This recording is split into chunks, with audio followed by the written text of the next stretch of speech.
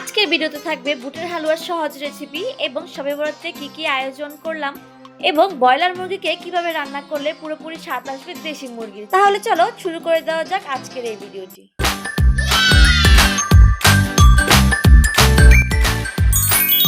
আসসালামু আলাইকুম everyone. So আজকে কিন্তু বলে দিয়েছি বুটের হালুয়ার সহজ রেসিপি দেখাবো তোমাদের জন্য।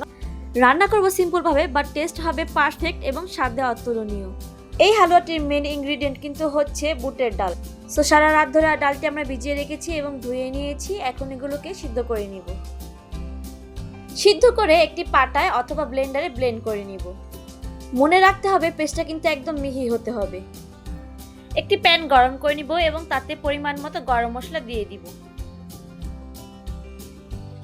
এবার এই গরম তেলের মধ্যে দিয়ে দিব আমরা পেস্ট করে রাখা বুটের ডালগুলো। আগের দিনই ডালটাকে আমরা পেস্ট করে ফ্রিজে রেখে দিয়েছিলাম, এর জন্য কিন্তু হালুয়ার পেস্টটা কিছুটা জমে গিয়েছিল। এটা সম্পূর্ণই আমাদের সুবিধার্থে করা হয়েছিল। তোমরা কিন্তু সাথে সাথেই পেস্ট করে হালুয়া বানিয়ে নিতে পারো। এখানে আমি কিছুটা লবণ দিয়ে দিয়েছি এবং পরিমাণ মতো চিনি দিয়েছিলাম। হালুয়া অনুযায়ী আমার কিন্তু এইখানে 7 থেকে 8 টেবিল চামচ চিনি লেগেছে।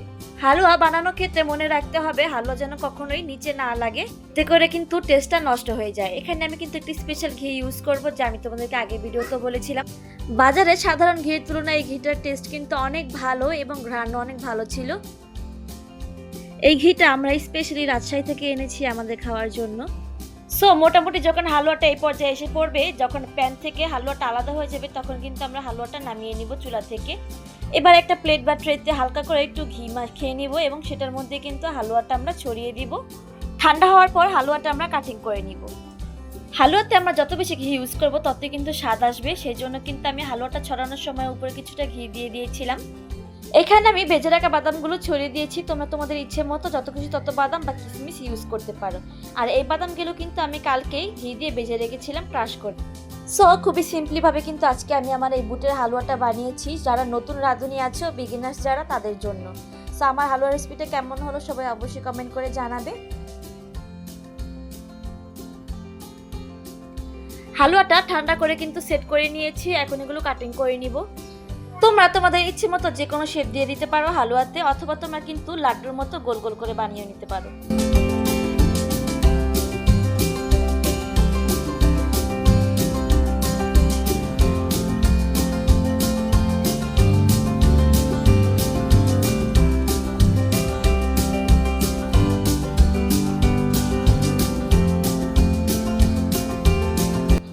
হালুয়া খেতে হলে কিন্তু অবশ্যই রুটি লাগবে, আর সেই রুটিটা হবে চালের রুটি। শীতের সিজনে কিন্তু আমরা মোটামুটি সব বাঙালিরাই এই চালের রুটিটা খেয়ে থাকি, হয়তো গোস্ত, নয়তো পিঠা, নয়তো কিন্তু হালুয়া। সাধারণত চালের গুঁড়ি দিয়ে কিন্তু এই রুটিটা বানানো হয়ে থাকে। এটা বানাতে একটু কষ্ট হলেও এটা খেতে কিন্তু টেস্ট খুবই ভালো। এই রুটি দিয়ে খাওয়ার জন্য কিন্তু রান্না করব আজকে মুরগির মাংস। প্রথমেই পেঁয়াজের বেরেস্তা বানিয়ে নিব এবং মশলা দিয়ে মেখে রাখা গোস্তগুলো তেলে ভেজে নিব। এতে করে গোস্তগুলো কিন্তু কিছুটা টাইট হয়ে যাবে এবং রান্নার সময় কিন্তু সহজে খুলে আসবে না, একটু খেতে শক্ত শক্ত ভাব আসবে। সাধারণত ব্রয়লার মুরগি রান্না করলে কিন্তু অল্পতেই গোস্তগুলো খুলে খুলে আসে। সব ধরনের মশলা দিয়ে কিন্তু আমি মশলাটা কষিয়ে নিব। সাথে জিরা বাটাও তোমরা অ্যাড করে দিবে, তাহলে কিন্তু টেস্টটা আরো ভালো আসবে। এই পর্যায়ে আলুটা আমি কিছুটা কষিয়ে নিচ্ছি, কারণ যেহেতু আমার গোস্তটা কিছুটা ভাজা হয়ে গেছে, এজন্য যে কোনো তরকারি হোক যত কষাবো ততই কিন্তু টেস্ট বাড়বে। মশলা তেল ছাড়ার আগ পর্যন্ত কিন্তু আমরা কষিয়ে যাব। মশলা থেকে তেলটা যখন আলাদা হয়ে যাবে তখন আমরা পরিমাণ মতো পানি দিয়ে ঝোল বানিয়ে নিব। যেহেতু রুটি দিয়ে খাবো সেই জন্য কিন্তু আমরা ঝোলটা একটু বেশি রাখবো। এখন ভেজে রাখা বেরেস্তাগুলো দিয়ে দিব। স্ট্রং টেস্টের জন্য কিন্তু আমি এই বেরেস্তাটা ইউজ করেছি এই তরকারিতে।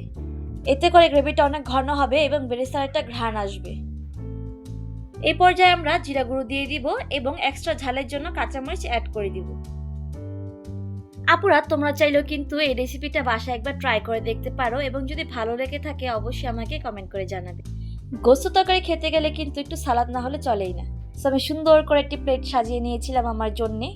মোটামুটি এই 2 দিন ধরে অনেক কিছুই রান্না করেছিলাম। আসলে শবে বরাত উপলক্ষে এরকম কিছু না, কিন্তু খেতে ইচ্ছা করেছিল সেজন্য কিন্তু বানানো হয়েছিল।